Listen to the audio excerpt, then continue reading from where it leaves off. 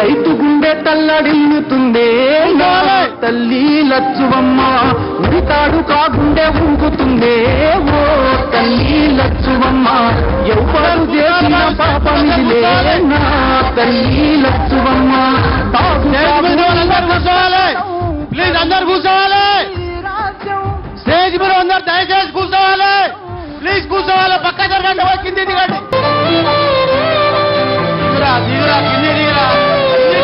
ముక్కుకుండని ఒక్కసారన్న దాకాలనున్నదే, పలకని కై నత్తుకోవాలని ఉన్నదే, ముక్కుకుండను ఒక్కసారన్న దాకాలనున్నదే, పక్క పలకని కై. సాంగ్ చేంజ్ చేయనా, వాళ్ళని మెచ్చు. అల్లాడిన పొలాలు అడుగంటిన జలాలు, అల్లాడిన పొలాలు అడుగంటిన జలాలు, గొల్లు మందు గోసరిల్లె రైతు గోస చూసినాడు, అది గది గదిగో బయలునాడుగా మన కేసీఆర్ సారు దేవుళ్ళ తోడుగా, అది గది గదిగో బయలునాడుగా మన కేసీఆర్ సారు దేవుళ్ళ తోడుగా. ఖర్చిస్తూ అదిగో బయలునాడుగా మన కేసీఆర్ సారు. రాష్ట్ర మాజీ ముఖ్యమంత్రి కేసీఆర్ గారు మన మధ్యలోకి రాబోతా ఉన్నాడు. చప్పట్లతో స్వాగతం పలకవలసిందిగా మనవి చేస్తా ఉన్నాం. చప్పట్లతో స్వాగతం పలకవలసిందిగా మనవి చేస్తా ఉన్నాం. 9 ఏళ్ల పాలన జనం చల్లగున్నారు, చప్పట్లతో స్వాగతం పలకవలసిందిగా మనవి చేస్తా ఉన్నాం. అందరికీ కంటికి గౌరవనీయులు మాజీ ముఖ్యమంత్రి కేసీఆర్ గారు మన మధ్యలోకి రావడం జరిగింది.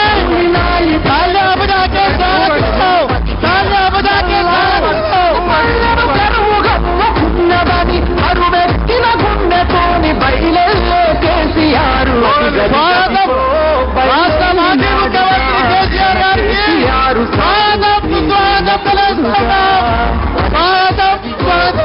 బస్సు భద్రకి కావాల్సిన బస్సు భద్రకి కావాల్సిన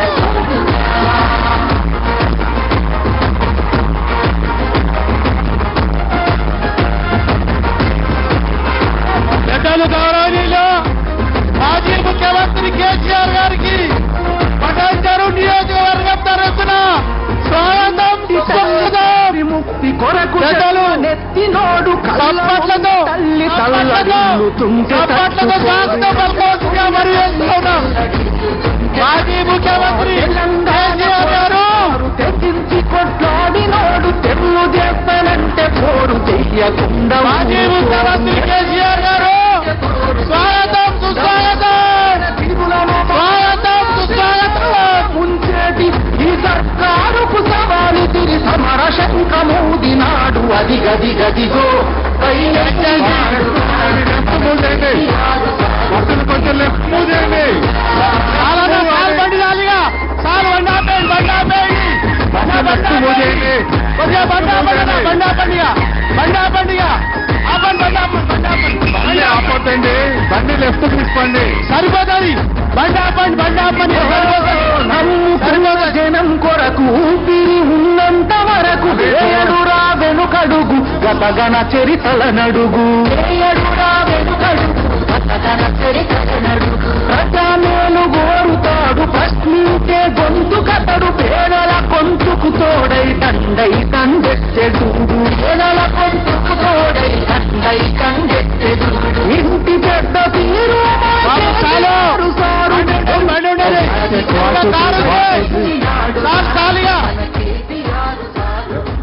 చాలా పంపిస్తాం.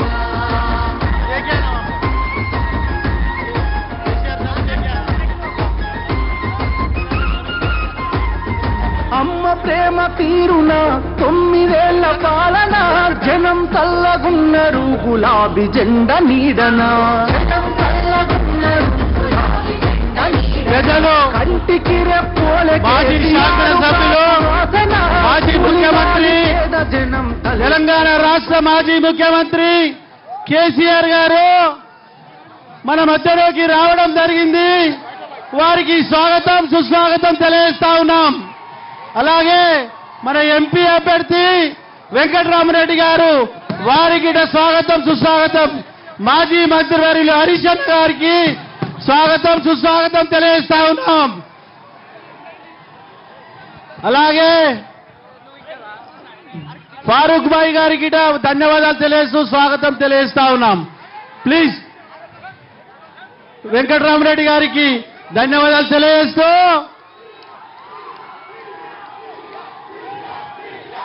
మాజీ మంత్రివర్యులు హరీష్ అన్న గారికి మేము ఇక్కడనే ఉంటామన్నా. అన్న మేము ఇక్కడనే ఉంటాం మేము ఇక్కడనే ఉంటాం. మీరు మాట్లాడండి దయచేసి. స్టేజ్ మీద అందరు కూర్చోవాలి. ఎంగా ఉన్న వాళ్ళు కళ్ళబడారు. ప్లీజ్ మీకు దండ పెడతా. కూర్చోండి బాబు, కూర్చోండి.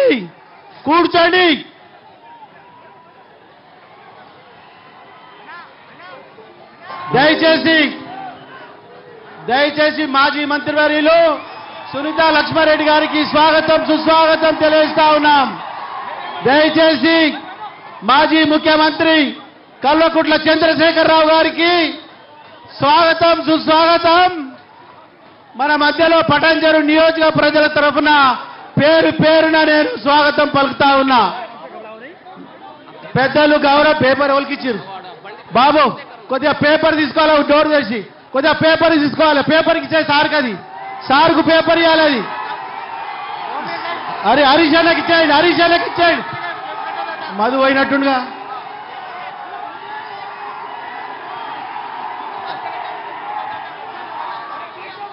ఆ పేపరు కేసీఆర్ గారికి అందజేయవలసిందిగా మనం చేస్తా ఉన్నాం. హరీష్ అన్న గారికి అందజేయవలసిందిగా మనం చేస్తా ఉన్నాం. బాబు కూర్చోండి అందరూ. స్టేజ్ మీద వాళ్ళందరూ కూర్చోవాలి ప్లీజ్. వెనక ఉన్న వాళ్ళు చాలా దూరం ఉన్నారు. వెనక వాళ్ళందరూ కనబడరు. దయచేసి మీరందరూ వేదిక పైన ఉన్న వాళ్ళందరూ కూర్చోవలసిందిగా మనం చేస్తా ఉన్నాం.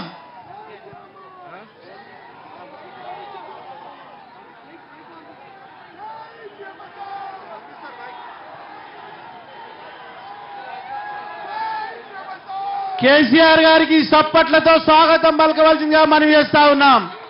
మాజీ ముఖ్యమంత్రి కేసీఆర్ గారికి చప్పట్లతో స్వాగతం పలకవలసిందిగా మనం చేస్తా ఉన్నాం. జై తెలంగాణ, జై కేసీఆర్, జై తెలంగాణ, జై కేసీఆర్. అందరూ దయచేసి పెద్దలు గౌరవనీయులు మన పైకి రాబోతా ఉన్నాడు.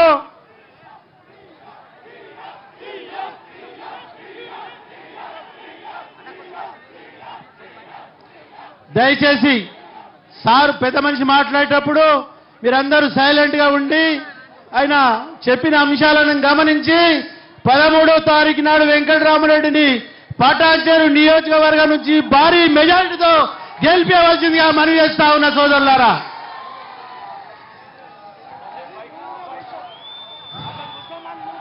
కూర్చోండి సూరి కూర్చోండి. దయచేసి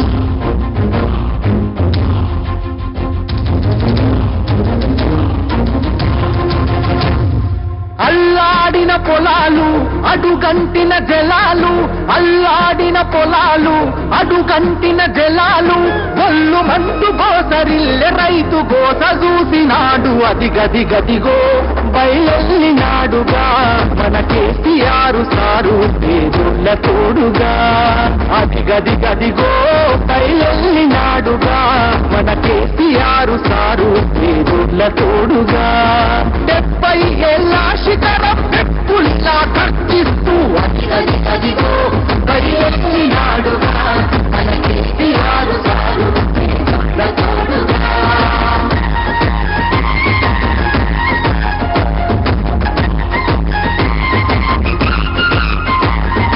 అమ్మ ప్రేమ తీరున 9 ఏళ్ల పాలన, జనం చల్లగున్నరు గులాబీ జెండ నీడన. కంటికి రెప్పోల కేసీఆర్ కాపు వాసన, కూలినాలి పేద జనం తలెత్తుకొని బతికెనా. కూలినాలి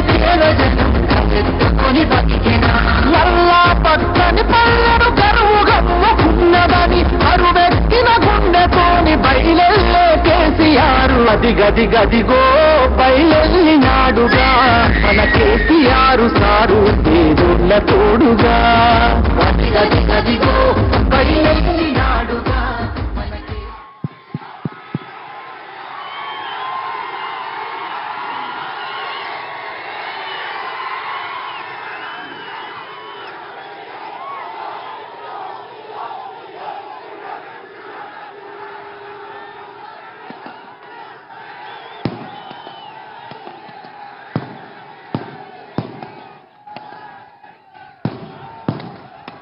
గౌరవనీయులు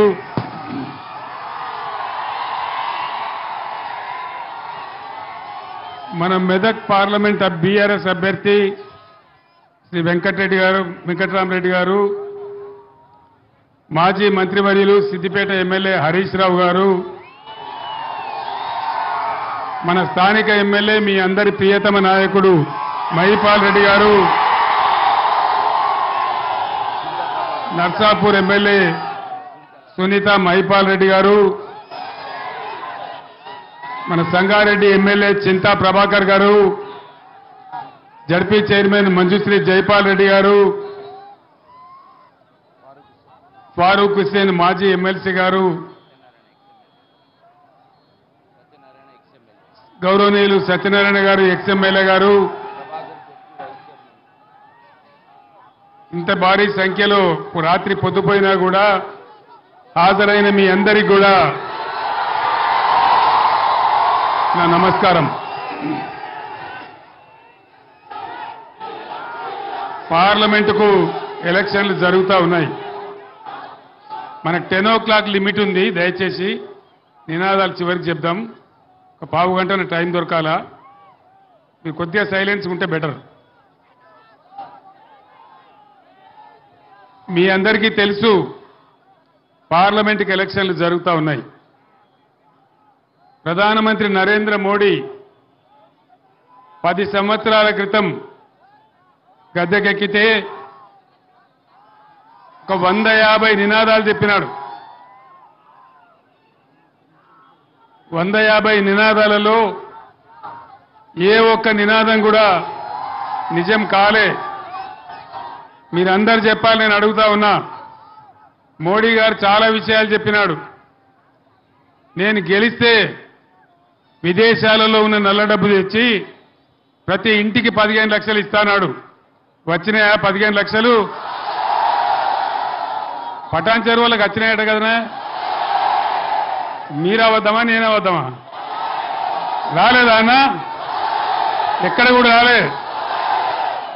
సబ్కా సాత్ సబ్కా వికాస్ జరిగిందా? సత్యనాశ అయింది. మేక్ ఇన్ ఇండియా ఏమైనా వచ్చిందా? డిజిటల్ ఇండియా ఏమైనా జరిగిందా? అమృత్ కాల్ వచ్చిందా? అచ్చే దిన్ వచ్చిందా? డీజిల్ ధరలు పెరిగినాయి, పెట్రోల్ ధరలు పెరిగినాయి, గ్యాస్ ధరలు పెరిగినాయి. సామాన్యుల నడ్డి విరిగింది తప్ప అచ్చే దిన్ రాలే గాని సచ్చే దిన్ మాత్రం వచ్చింది. మళ్ళా ఇప్పుడు అదే గ్యాసు ఇక మేమేదో ఉద్ధరిస్తాం, 6 సందమామలు పెడతాం, 7 సూర్యులు పెడతాం, మళ్ళా మాకే గుర్తుంది అంటున్నారు. నమ్మచ్చునా? నమ్మే అవకాశం ఉందా? అంత ట్రాషు గ్యాసు. ఎప్పటికప్పుడు ఒక ఉల్టా నినాదం పెట్టుడు, పాకిస్తాన్తో పంచాయతీ అని చెప్పుడు. వాడు పాకిస్తాన్కి ఇంత బుట్క దేశం. జాడి చొక్కటి కొడితే 25 ఏళ్ళు మన దిక్కు చూడాడు. వాడిని చూపించి ప్రజలను ఎమోషనల్ బ్లాక్ మెయిల్ చేసి ప్రతిసారి ఓట్లు అందుకొనుడు, మన గ్యాస్ చెప్పుడు.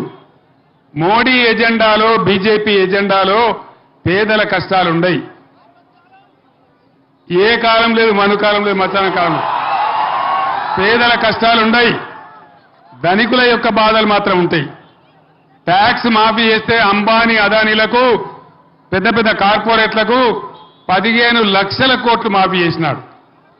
కానీ పబ్లిక్ సెక్టర్ కంపెనీలన్నీ కూడా ఒకటి నోట్ల బుక్క పెడతా ఉన్నాడు. చివరికి ఎల్ఐసిని కూడా అమ్మేసే ప్రయత్నం చేస్తా ఉన్నాడు. రైల్వేని కూడా ప్రైవేట్ పరం చేస్తా ఉన్నాడు. విమానాశ్రయాలు ప్రైవేట్ పరం చేస్తా ఉన్నాడు. ఓడరేవులు పర్మిట్ ప్రయాణం చేస్తా ఉన్నాడు. మరి మొత్తం పోతే మనం ఎక్కడ పోవాలా, మన యువకులు ఎక్కడ పోవాలా, ఏం జరగాల ఈ దేశంలో? ఒక్క నినాదం కూడా కరెక్ట్ లేదు, ఒక్క మాట కూడా కరెక్ట్ లేదు. కాబట్టి దయచేసి ఆ నిశాలో పోకుండా ప్రజలు విజ్ఞులు ఆలోచన చేయాలని చెప్పి నేను కోరుతా ఉన్నా.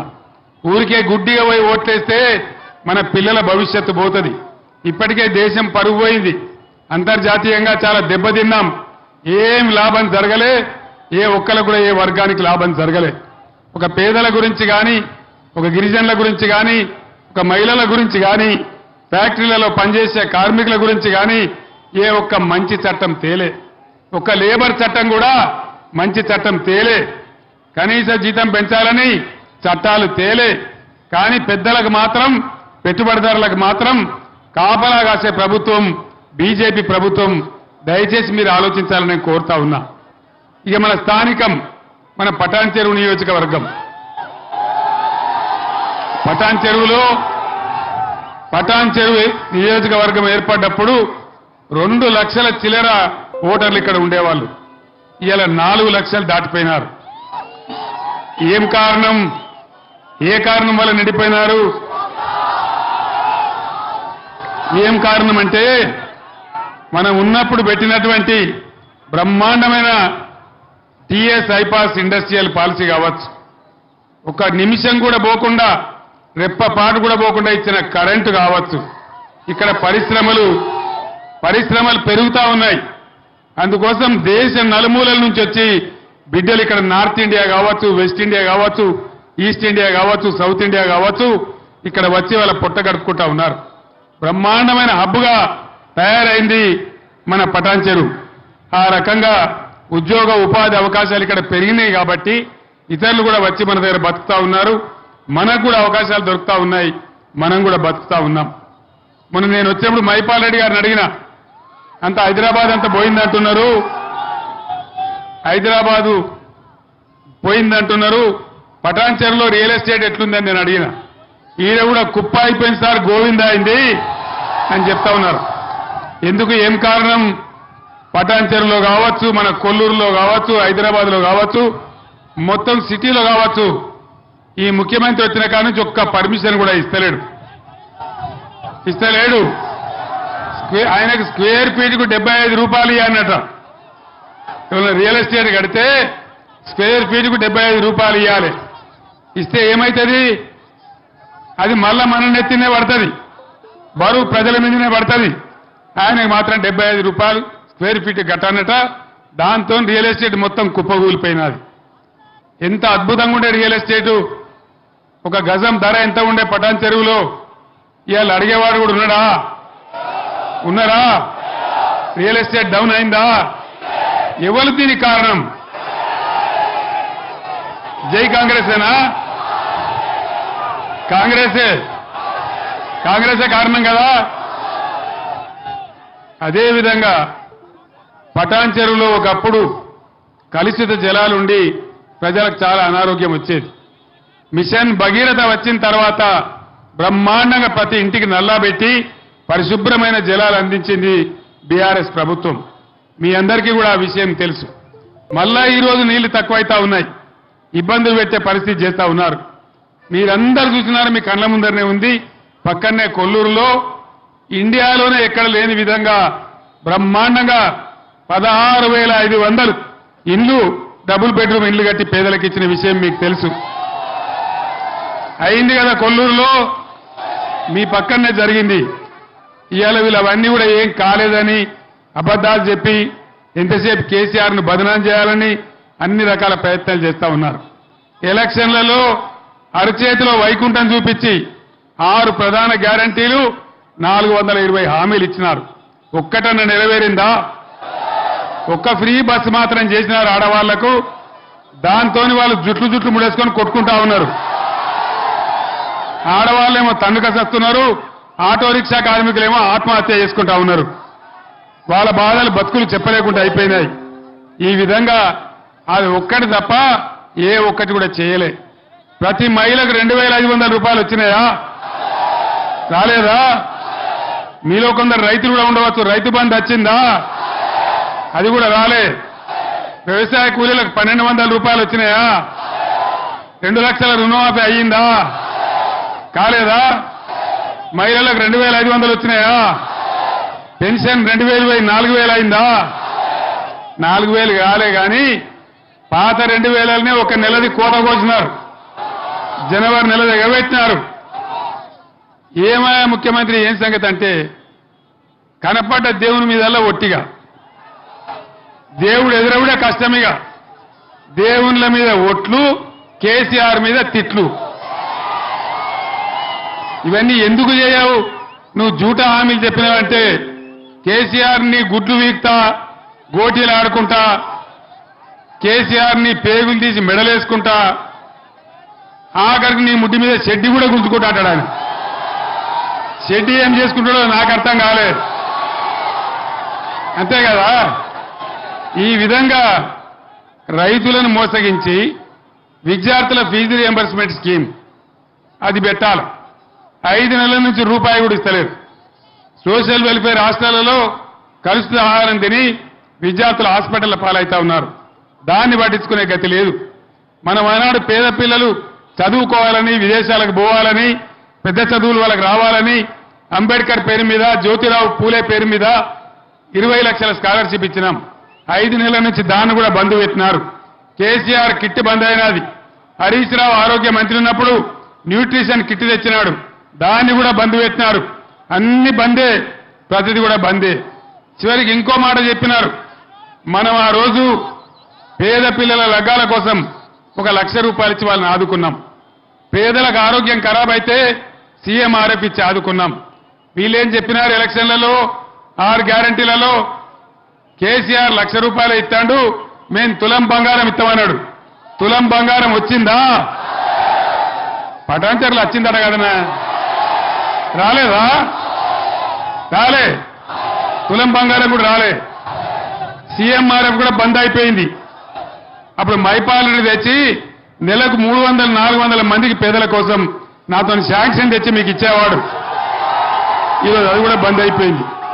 ఈ రకంగా రైతులు పండించిన పంటలకు దిక్కులేదంటే వడ్లు కూడా కొనకుండా అమ్మైపోయే పరిస్థితి లేదు. ఆనాడు బీఆర్ఎస్ ఉన్నప్పుడు రైతులు నిలబడాలని వాళ్ళకు రైతు బంధు ఇచ్చి, రైతు బీమా ఇచ్చి, ఫ్రీ కరెంట్ ఇచ్చి బ్రహ్మాండంగా తయారు చేసినాం. తడిచిపోయిన వడ్లు కూడా కొన్నాం, రైతాంగాన్ని నిలబెట్టినాం. ఈరోజు ఈ రాష్ట్ర ప్రభుత్వం అన్ని వర్గాల ప్రజలను మోసం చేసి మంచిగున్న తెలంగాణను ఆగమాగం చేసింది. కరెంటు కోతలు ఇలా చందానగర్లో, మీ పక్కనే ఉంటుంది బిహెచ్ఎల్ దగ్గర, చందానగర్లో ప్రజలందరూ కూడా 24 గంటల నుంచి కరెంట్ రాకపోతే వాళ్ళు పోయి సబ్స్టేషన్ మీద దాడి చేసినారు. హైదరాబాద్లో కరెంటు కోతలు, కరెంట్ ఎప్పుడు వస్తుందో ఎప్పుడు రాదో తెలియదు. పారిశ్రామికవేత్తలు కూడా లాభం లేదు మేము పోతామని బిస్తర్ కడతా ఉన్నారు, ఇక్కడి నుంచి వెళ్ళిపోతా ఉన్నారు. కార్నింగ్ అనే సంస్థ 1000 కోట్లు పెట్టుబడులు పెడతాను వచ్చి మన ప్రభుత్వంలో వచ్చింది. పని స్టార్ట్ చేయకుండా ఈ ప్రభుత్వ వైఖరి, కరెంటు కోతలు చూసి వాళ్ళు తమిళనాడు కూడా వెళ్ళిపోయినారు. మరి ఇదే గతి జరిగితే మన గతి ఏం కావాలి ఒక్కసారి దయచేసి మీరు ఆలోచించాలి. నరేంద్ర మోడీ ఈ రోజు కృష్ణా గోదావరి నీళ్లు నేను తమిళనాడుకు తరలిస్తా అంటా ఉన్నాడు. అంటే మన నదుల నీళ్లు కూడా పోయే ప్రమాదం వస్తా ఉంది. ఈ ముఖ్యమంత్రి ఏమో మాట కూడా మాట్లాడతలేడు. నరేంద్ర మోడీ నువ్వు బడే బాయ్, నేను చోటే బాయ్ అని మాట్లాడుతా ఉన్నాడు. చాలా పెద్ద ప్రమాదం ఉంది. ఈ ప్రమాదం నుంచి తెలంగాణ కాపాడుకోవాలంటే ఉద్యమ టైంలో నేను పటాన్ చెరువుకు చాలా సార్లు వచ్చిన, మీరందరూ కూడా ఉప్పెనలాగా లేచినారు. ఆనాడు బ్రహ్మాండమైన ఉద్యమం నిర్మాణం చేసినాం. ఆ ఉద్యమం పుణ్యమే మనకు తెలంగాణ వచ్చింది. ఆ తెలంగాణ ప్లీజ్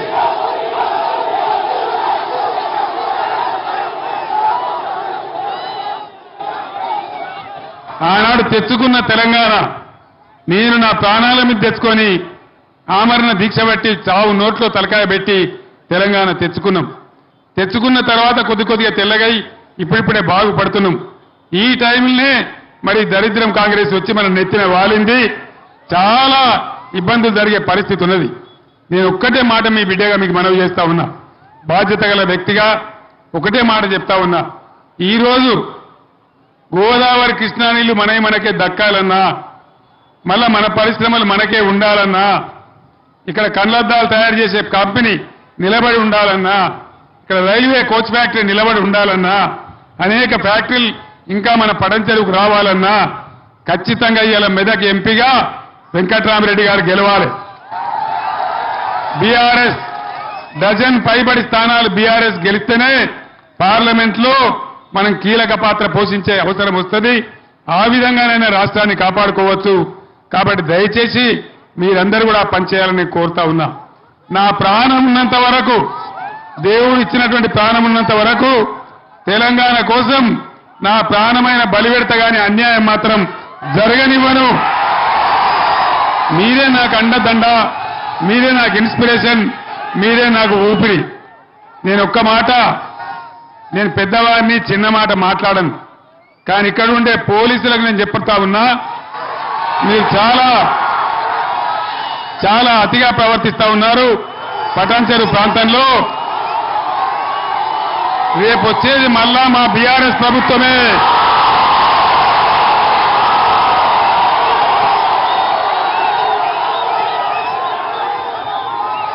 ఒక్క మాట, నేను పోలీసు గురించి చెప్తే స్పందన ఎట్లా ఉన్నదో పోలీసులు చూస్తా ఉన్నారు.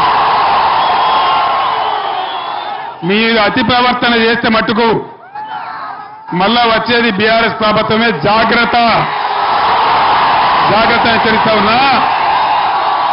మేము ఆనాడు లాఠీలకు, లూటాలకు, తుపాకులకు, జైళ్లకు భయపడితే తెలంగాణ వచ్చేదే కాదు. వచ్చునా తెలంగాణ? మనమేనా భయపడేది? కాబట్టి జాగ్రత్త, అతిగా పోకండి. మీ డ్యూటీ మీరు చేసుకోండి. మీకు రాజకీయాలు అవసరం లేదు. కాబట్టి జాగ్రత్త ఉండమని నేను పోలీసు సోదరులకు చెప్తా ఉన్నా. మీ అందరినీ నేను కోరేది ఒకటే, మన ఐకమత్యమే మనకు శ్రీరామ రక్ష. అందరం కలిసే ఆనాడు తెలంగాణ తెచ్చుకున్నాం. ఈనాడు ఈ దుర్మార్గ కాంగ్రెస్ నుంచి, దుర్మార్గ బీజేపీ నుంచి తెలంగాణను రక్షించుకోవాలంటే డజన్ పైబడి స్థానాలు మనం గెలవాలి. వెంకట్రామరెడ్డి ఒక రిటైర్డ్ ఐఏఎస్ ఆఫీసర్, ఇదే జిల్లాలో కలెక్టర్గా పనిచేసిన వ్యక్తి. నేను గెలిస్తే 100 కోట్లతో ట్రస్ట్ పెట్టి పేద విద్యార్థులకు చదువు చెప్పిస్తా అని చెప్పినాడు. ప్రతి నియోజకవర్గంలో ఆయన సొంత నిధుల నుంచి, గవర్నమెంట్ నిధులు కాదు, ఆయన సొంత నిధుల నుంచి ఒక కళ్యాణ మండపం కట్టించి ₹1 పేదలకు లగ్గం చేపిస్తా అని చెప్పినాడు.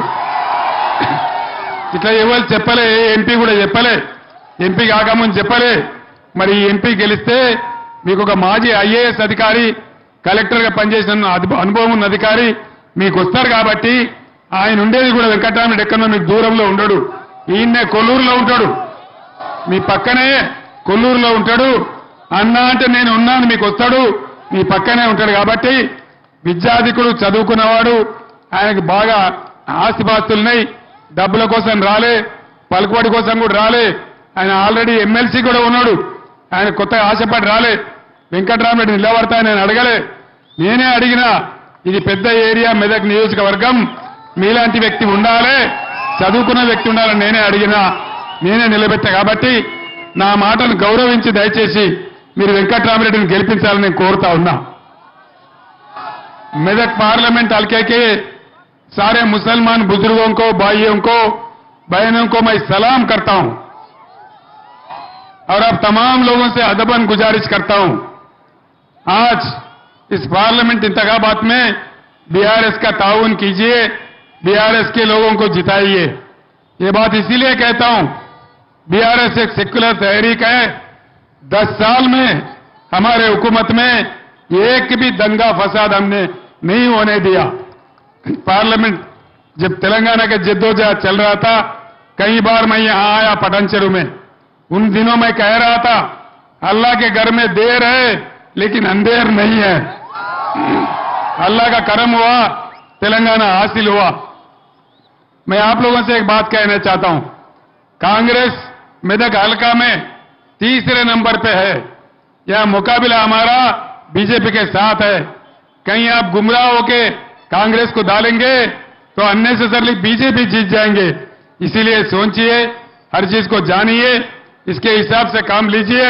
और यहां के जो कायद है हमारे वेंकटरामरेड्डी साहब का कलेक्टर है, एक रिटायर्ड आईएएस ऑफिसर है, वो उनके सदारत में मेदक पार्लियामेंट का काफी तरक्की होगा। इसीलिए मैं सारे भाइयों से गुजारिश करता हूं, बीआरएस सेक्युलर पार्टी को जिताइए, हम जिंदगी भर सेक्युलर रहेंगे, इतना मैं वादा करता हूं।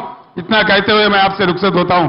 సోదరులారా, టైం దగ్గరకు వస్తా ఉంది, ఎన్నికల నిబంధన మీరందరూ కూడా మైపాల్ రెడ్డి గారి నాయకత్వంలో పెద్ద ఎత్తున మీరందరూ స్వాగతం తెలిపి సభను విజయవంతం చేసిన దానికి ప్రతి ఒక్కరికి ధన్యవాదాలు తెలియజేస్తూ నేను సెలవు తీసుకుంటా ఉన్నా. జై తెలంగాణ. కారు గుర్తుకే జై తెలంగాణ. ధన్యవాదాలు. ఈ ముఖ్యమంత్రి వచ్చిన కాడ నుంచి ఒక్క పర్మిషన్ కూడా ఇస్తలేడు.